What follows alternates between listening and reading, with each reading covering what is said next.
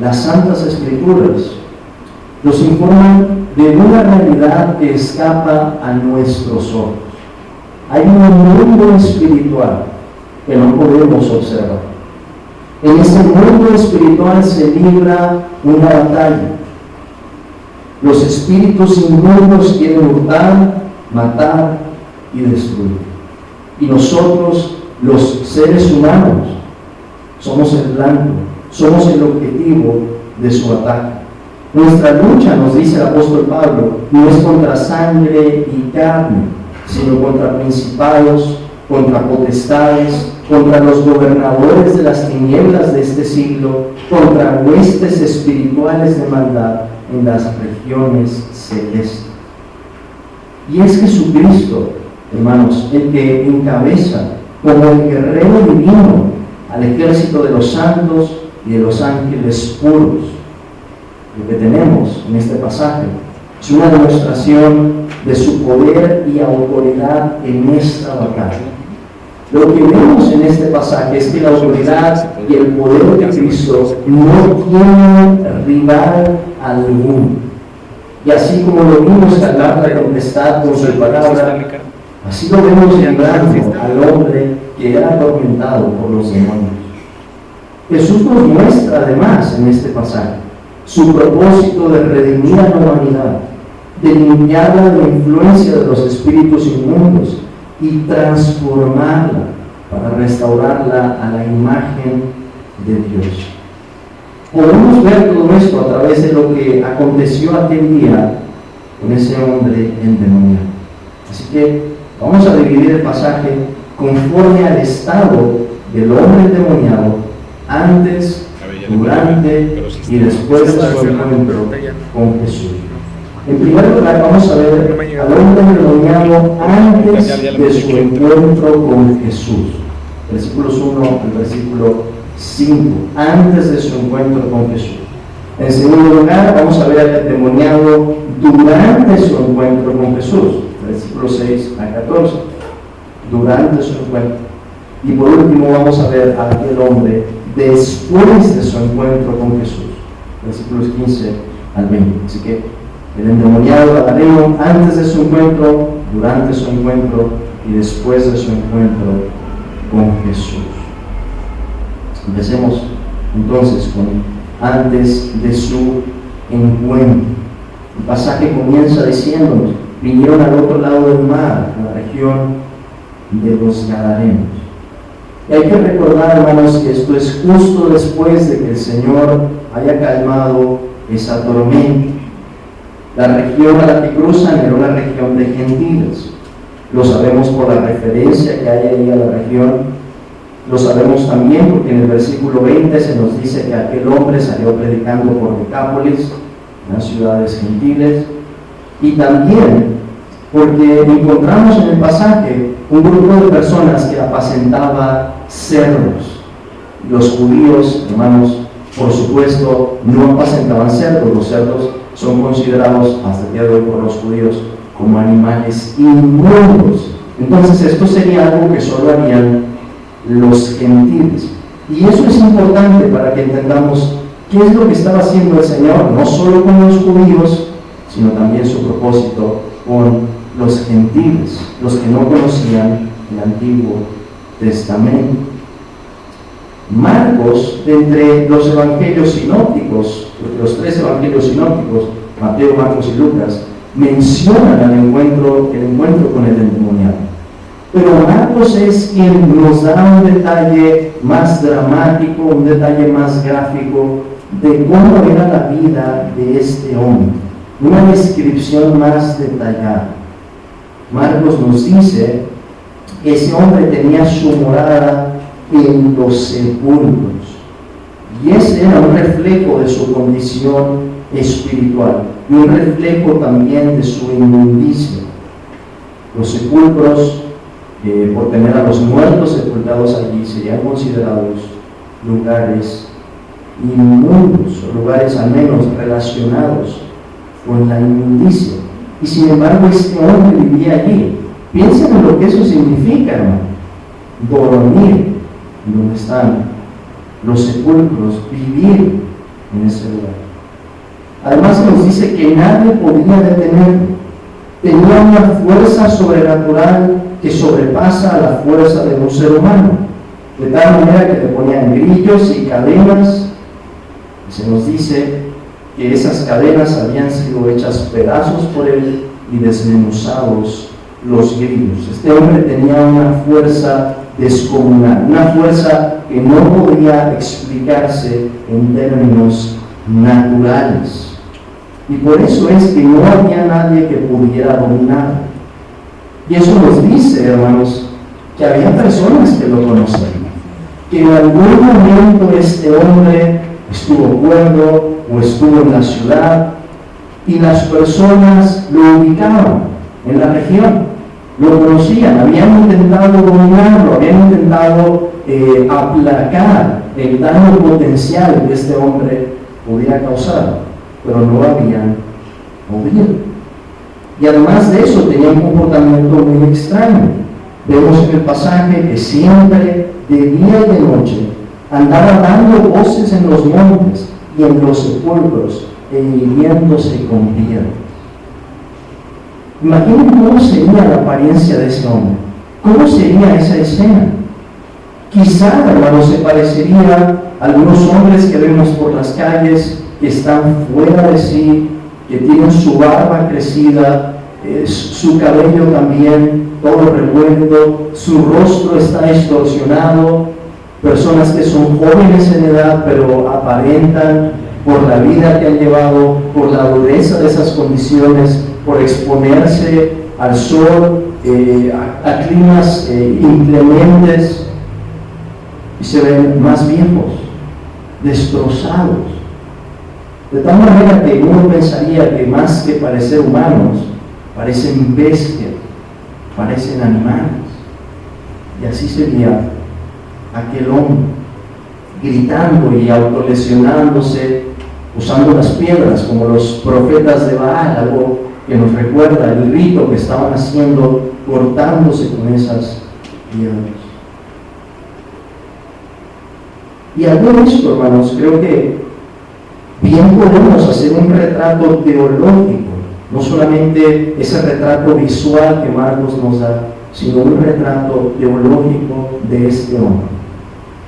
Piensen, el hombre fue creado a imagen de Dios, fue puesto en un lugar puro, con una condición física perfecta, con la plenitud de sus facultades para utilizar toda su vida para Dios.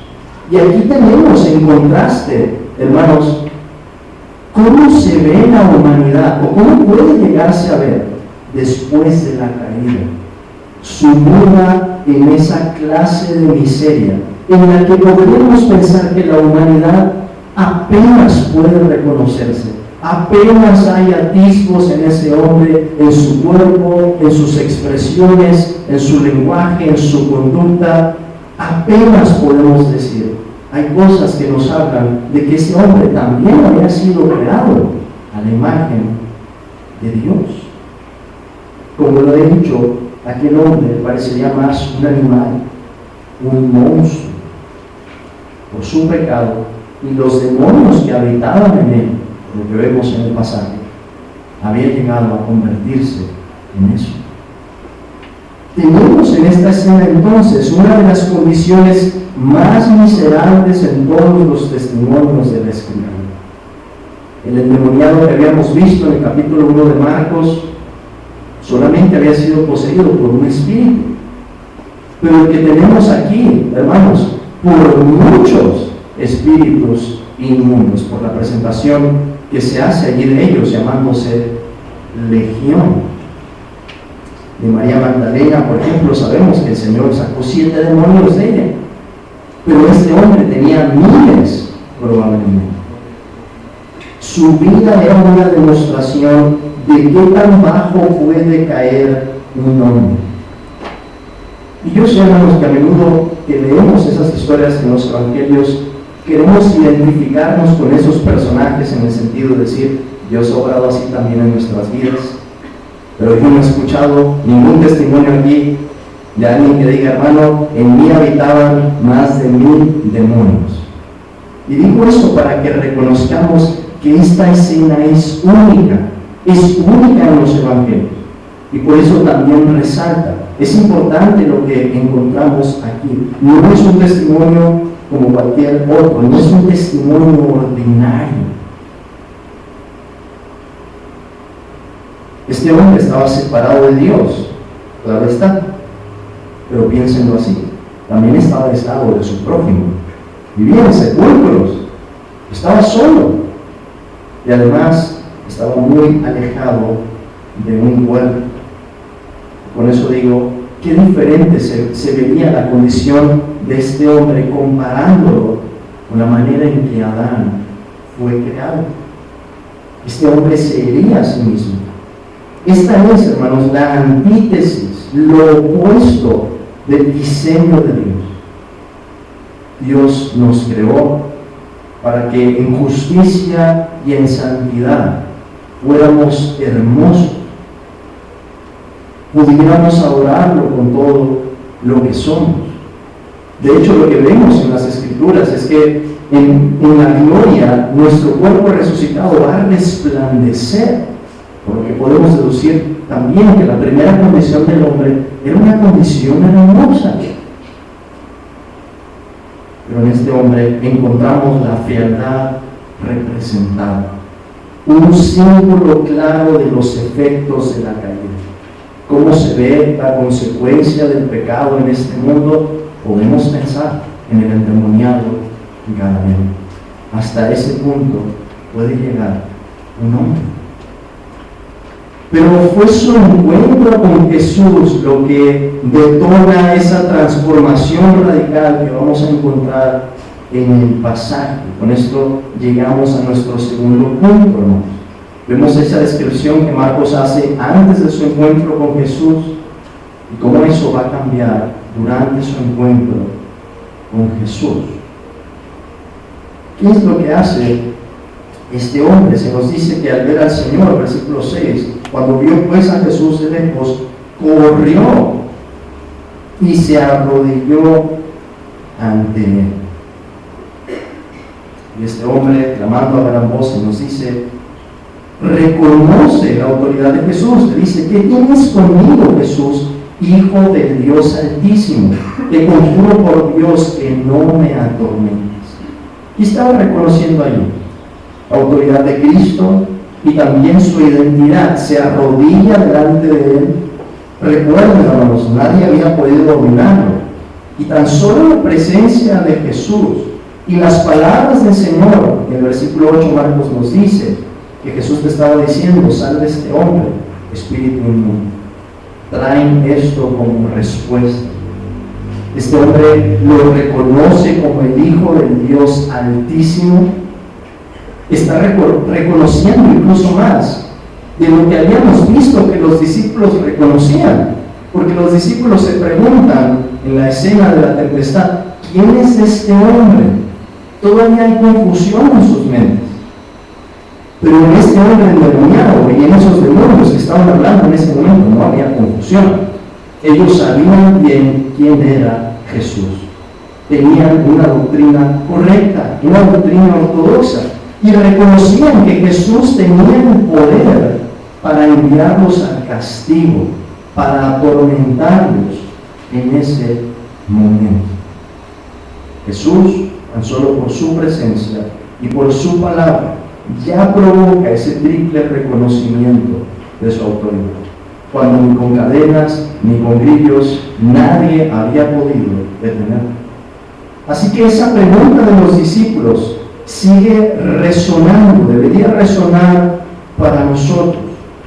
Por cierto, que los discípulos no figuran en esta escena. Si ustedes recuerdan, ahorita que leímos el pasaje, no aparecen por ningún lado. La atención se centra sobre Cristo y su encuentro con este hombre. Además, de manera implícita vemos que Jesús es reconocido en este pasaje como el guerrero divino. Y cuando digo guerrero divino, hermanos, estoy pensando en toda una descripción que encontramos en el Antiguo Testamento de cómo Jehová mismo es presentado como un guerrero. cuando el Señor saca a Israel de Egipto y cruzan las aguas, en su cántico Moisés dice: Jehová es varón de guerra, Jehová es su nombre. Y la descripción en particular que hace el profeta Isaías, hablando acerca del Mesías, de aquel que había sido prometido en las Escrituras, es una doble descripción. Y menciona Isaías, hermanos, porque recuerden cómo comenzó este Evangelio. Principio del Evangelio de Jesucristo, Hijo de Dios, como está escrito en el profeta Isaías. Isaías nos da una doble descripción. El Mesías es el siervo sufriente, que viene a dar su vida en rescate, que va a ser herido en lugar de los pecadores. Pero la descripción no está completa allí, porque Isaías también nos habla de un guerrero que trae venganza, que trae destrucción, que trae juicio, que somete a los pueblos y a la creación caída por su autoridad. Y ese es Jesús. Ahora, ¿por qué digo, hermanos, que este pasaje nos presenta a Jesús como el guerrero divino? Vean lo que dice el versículo 9. Jesús le pregunta a este hombre endemoniado, a los demonios que están hablando en ese momento: ¿cómo te llamas? Y respondió diciendo: Legión me llamo, porque somos muchos. ¿Qué es lo que hay allí, hermanos? La palabra legión no es una palabra azarosa para describir lo que estaba pasando allí. La palabra legión se utilizaba en contextos militares, en contextos bélicos, para designar a una tropa probablemente compuesta, por lo que podemos saber de la historia, por un aproximado de 6,000 soldados, por una multitud. Y al utilizar esa palabra, vemos que lo que hay en ese trasfondo es una batalla.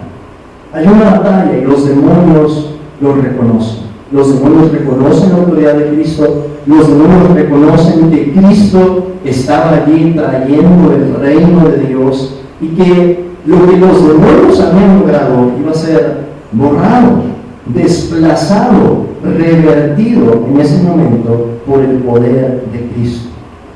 Lo impresionante es que en esa batalla no hay competencia alguna, no hay comparación. Hermanos, no es como que Jesús estuviera forcejeando con este hombre, intentando dominarlo cuando nadie había podido. No hay comparación aquí. ¿Cuándo se ha oído en la historia del mundo que un solo hombre se enfrente a un ejército de miles? Sin embargo, eso es lo que encontramos aquí. El segundo Adán, nuestro Señor Jesucristo, se muestra invencible. Y por su presencia y su palabra, domina por completo a este hombre endemoniado. No tuvo un lenguaje que resalta la autoridad del Señor. El versículo 10 nos dice: y le rogaba mucho que no los enviase fuera de aquella región. Versículo 12: y le rogaron todos los demonios diciendo. Versículo 13: y luego Jesús les dio permiso. ¿Qué nos dice eso, hermanos? Nos habla de la autoridad completa de Cristo. Jesús vino a rescatar al ser humano y miles de demonios podían impedir en ese momento que el Señor salvara a aquel hombre. No había obstáculo alguno para Cristo. ¿Cuál fue la respuesta de los demonios aquí? Los demonios piden quedarse en esa región y hacer morada en los cerdos.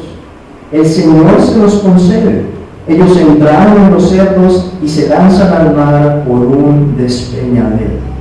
Hay misterio en esta escena que no podemos resolver acerca de cómo operan exactamente los demonios, pero vemos algunas cosas claras y hay que agregar algunas cosas también.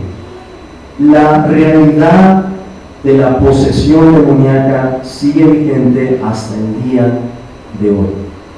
Y si alguien lo niega, hermanos, yo no creo que se deba tan solo a una mala interpretación de las Escrituras. Yo creo que es ignorar la influencia o ignorar, dejar de reconocer lo que podemos ver en este mundo, sobre todo en contextos de personas, por ejemplo en nuestro país, que se ven involucradas de manera más directa en actos de brujería o cosas que claramente son satánicas, y no hay que explicarle a la gente lo que está pasando allí. De todas luces atentan contra la palabra de Dios. Esto sigue siendo una realidad. Y encontramos algunas cosas, o podemos deducir algunas cosas acerca de las capacidades de los demonios aquí. Los demonios tenían la capacidad de poseer a una misma persona, en primer lugar. Muchos demonios. ¿Cómo es eso? No tenemos más allá revelado en las Escrituras de cómo muchos espíritus puedan estar en la misma persona, pero es así. No solo en este ejemplo, también, como decía, lo vemos en María Magdalena, o cuando Cristo explica que cuando los demonios hallan una casa barrida y adornada, el demonio que había estado allí toma otros 7 peores y vienen a ser morada en esa persona. Y vemos que los demonios también pueden entrar en los animales. Lo encontramos porque el Señor les da permiso de que entre en los cerdos. Quizá eso nos ayudaría a explicar algunos eventos, digamos, los sobrenaturales en ciertas religiones tribales o ciertas religiones étnicas en las que se asocian muchas veces animales. Déjenme poner un ejemplo. Los huicholes o birrábicas, en que se asocia el venado con revelaciones, con profecía, con mensajes, con muchas cosas. Yo no creo, hermanos, que eso sea casualidad. Creo que algo de lo que encontramos aquí nos puede ayudar a entender por qué algunos pueblos terminaron asociando animales con demonios. Es lo que encontramos desde un principio, Génesis capítulo 3. Satanás tomando a la serpiente o usándola para hablar al hombre. Pero más allá de las cosas que podemos deducir, había algo más grande. Y eso es que el evento de los cerdos sería una evidencia visible de algo que había ocurrido de manera invisible en aquel hombre. Es decir, los cerdos, hermanos, aquí nos ayudan como testimonio de que esto había sido un milagro. De que nadie podría decir algo como, no, es que quizás este hombre tenía alguna enfermedad y por eso estaba en esa condición. No, era un evento sobrenatural.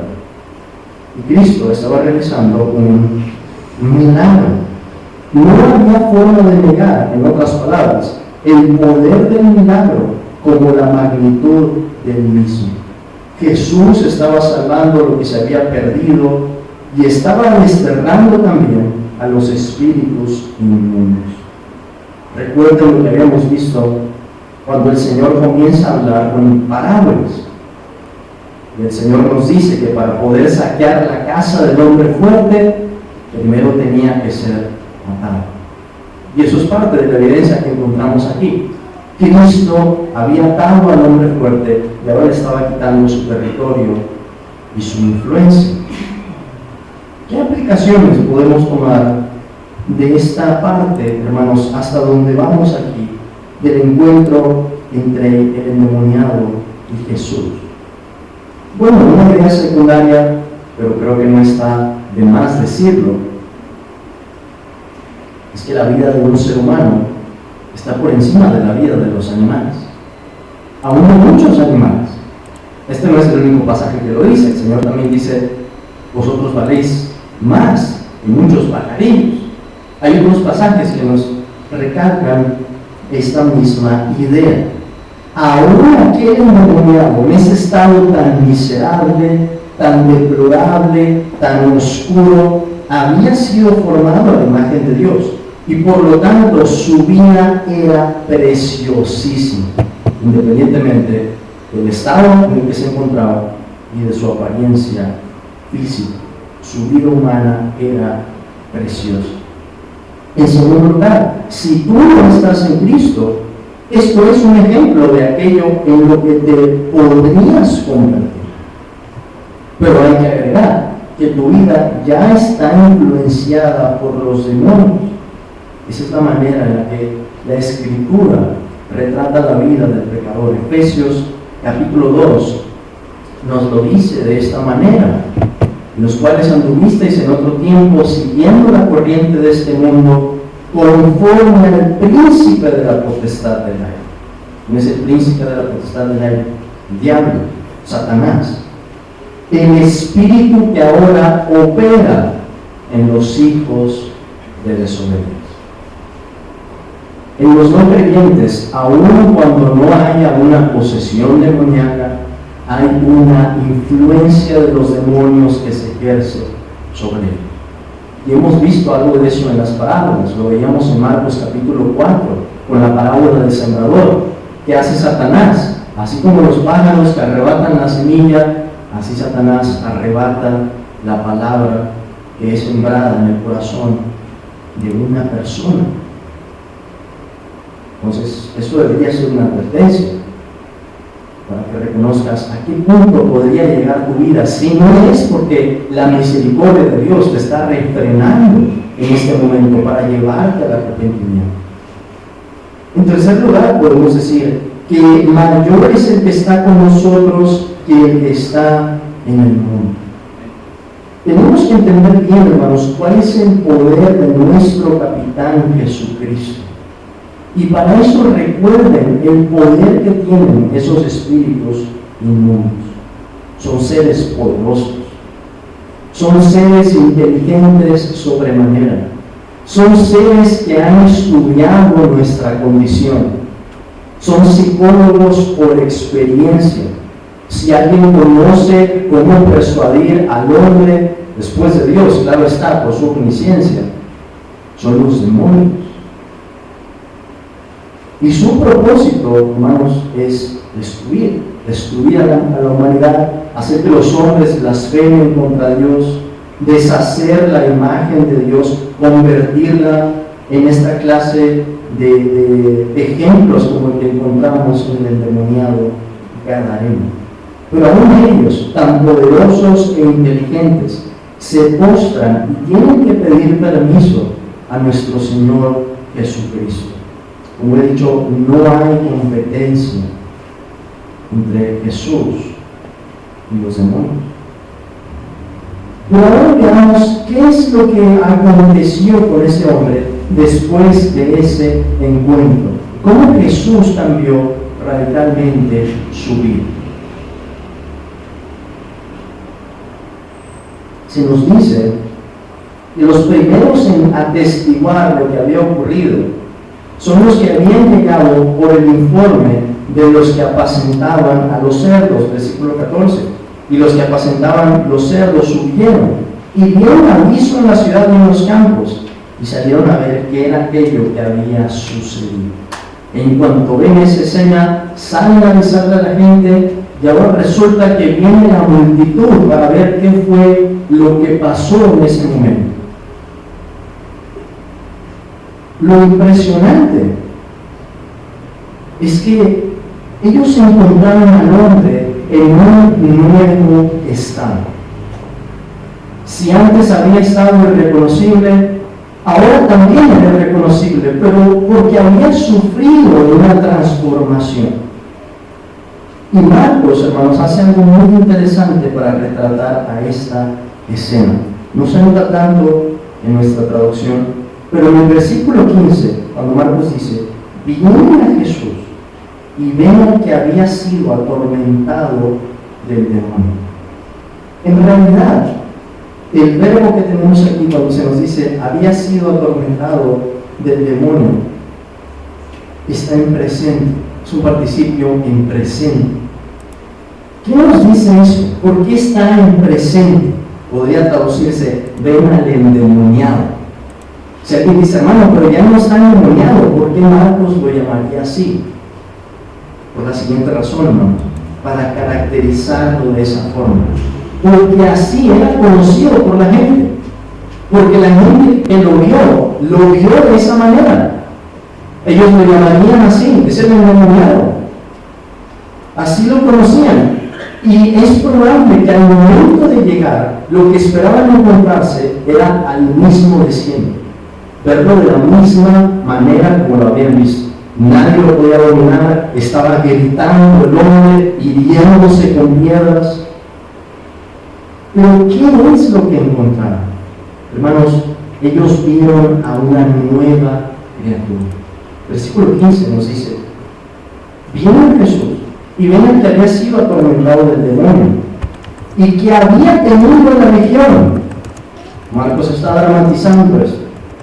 Sentado, vestido y en su juicio caballo, y tuvieron miedo.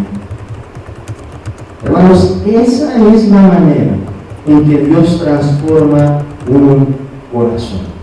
Un hombre que vivía en los sepulcros, un hombre que estaba endemoniado, un hombre que se hería a sí mismo, separado de Dios, aislado de su prójimo. Y lo que encontramos ahora es una nueva realidad. Sentado, vestido, antes estaba desnudo, y en su juicio caballo. Imaginen el impacto que eso causaría sobre esas personas.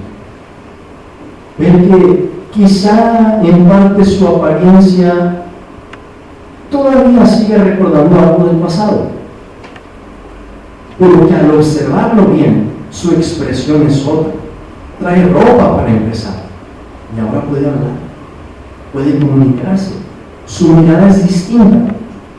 Y creo que no estaría de más, hermanos, si pensamos en la respuesta que tendría aquel hombre. Vemos algo de eso en el pasaje, pero a un nivel emocional, el decir: alguien me ha librado.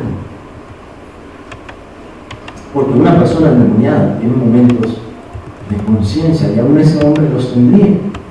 Imagina lo que pasaría por su conciencia, atormentado por la condición en la que estaba, pensando: ya no hay vuelta atrás, no hay esperanza para un hombre como yo. Y Cristo lo había transformado. Tan grande es el cambio que encontramos, que en la Escritura se necesitan muchas palabras para describir qué es lo que pasa cuando una persona llega a ser salvada. Por ejemplo, la Escritura nos retrata a todos nosotros como esclavos, naturalmente, desde un principio. ¿Cómo nos describe ahora que estamos en Cristo? Como libres.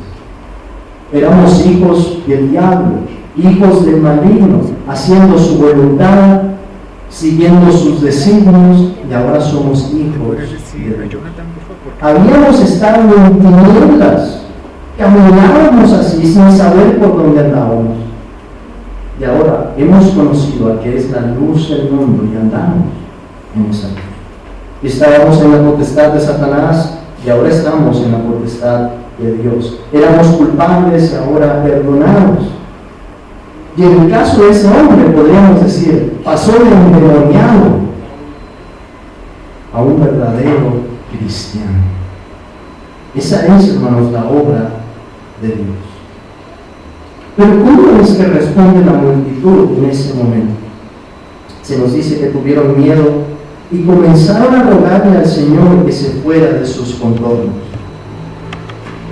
Eso nos lo dice también el versículo 17.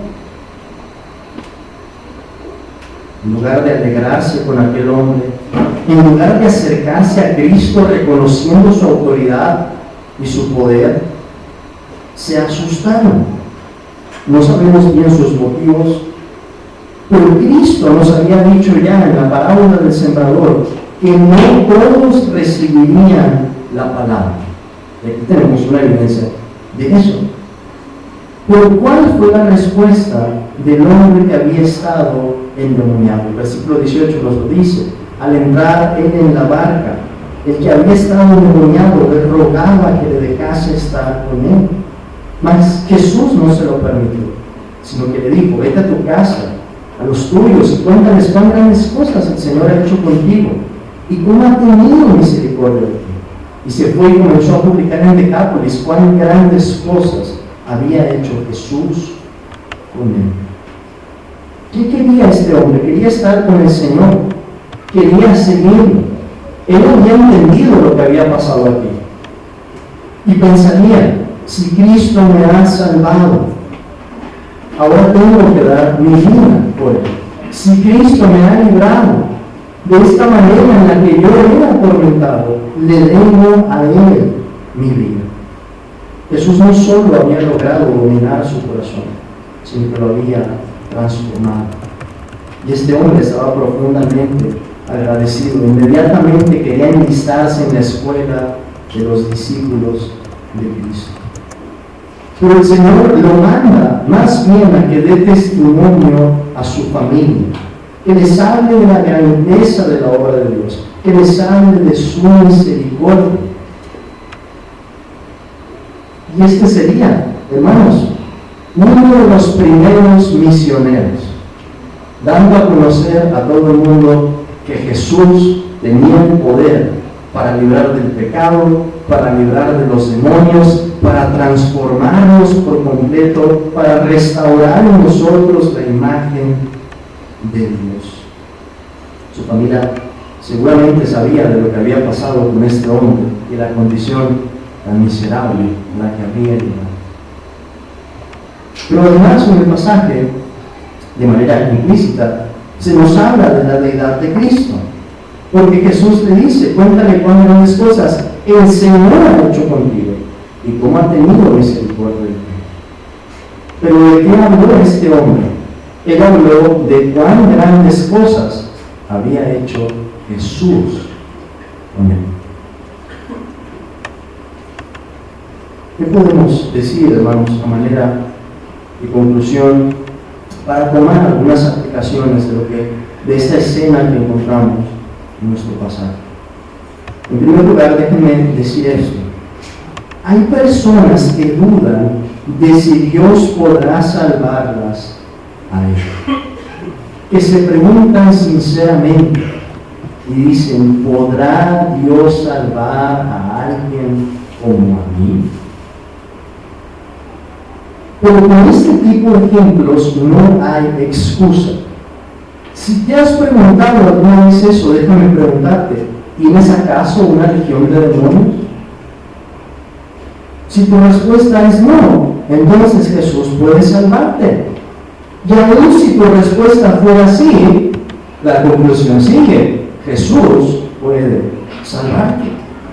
¿Crees que el Señor te trataría con menos misericordia que a un hombre que vive en los sepulcros, que se hiere a sí mismo, que está poseído en su alma por una legión de demonios? Mira lo que hizo con aquel hombre y pregúntate, ¿cómo es que el Señor quiere tratar con tu alma? Si trató así con el endemoniado, ¿cómo trataría Él contigo? Pero en segundo lugar, hermanos, jamás subestimemos el poder que tiene el Señor Jesús para transformar un pecado. Si dudamos, si cuestionamos el poder que Cristo tiene, estamos cayendo en incredulidad y hay que arrepentirnos de eso. ¿Dudas, hermano, hermana, que Cristo puede transformar a tu hijo rebelde, a tu esposo, a tu esposa, a tu hermano, a tu hermana, a tu padre, a tu madre, que no es creyente? Pues mira lo que el Señor hace. ¿Tiene una legión de demonios esa persona por la que estás orando? Pues el Señor puede salvar. Seamos instruidos entonces por esta escena y no volvamos a dudar del poder de Cristo. Y por último, hermanos, en tercer lugar, este pasaje también nos enseña que no hay nada que pueda detener al Salvador. Su victoria es una realidad y una certeza. En otras palabras, no se puede tener un pasaje más calvinista que el que tenemos aquí. ¿Qué otro pasaje hay que nos pueda hablar de la soberanía de Dios? ¿En qué momento este hombre hizo una oración o con un acto de su voluntad dijo, Señor, voy a seguirte? Si estaba completamente dominado por los demonios. ¿Qué podemos decir nosotros que ahora somos creyentes, que hemos sido unidos a Cristo, que estamos escondidos con Él y junto con Él, sentados también en los lugares celestiales? Hermanos, que hallamos consuelo y una seguridad inquebrantable. Déjenme decir en otras palabras, si Dios hizo esto con el endemoniado gadareno, ¿qué va a hacer ahora con nosotros que somos sus hijos? Si Dios muestra esa clase de poder y de misericordia para un hombre que está en una condición tan deplorable, ¿qué va a hacer Dios con nosotros ahora que hemos sido adoptados? Esto me recuerda las palabras del apóstol Pablo en Romanos capítulo 8, cuando él dice, por lo cual estoy seguro de que ni la muerte, ni la vida, ni ángeles, ni principados, ni potestades, ni lo presente, ni lo porvenir, ni lo alto, ni lo profundo, ni ninguna otra cosa creada nos podrá separar del amor de Dios, que es en Cristo Jesús, Señor nuestro. Y es en Él, hermanos, que está nuestra confianza.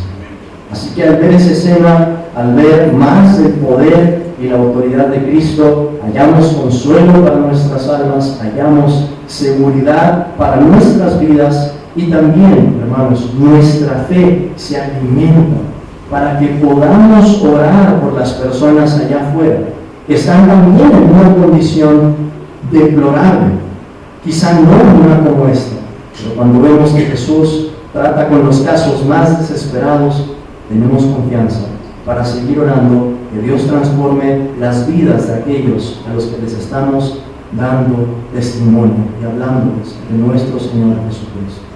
Amén.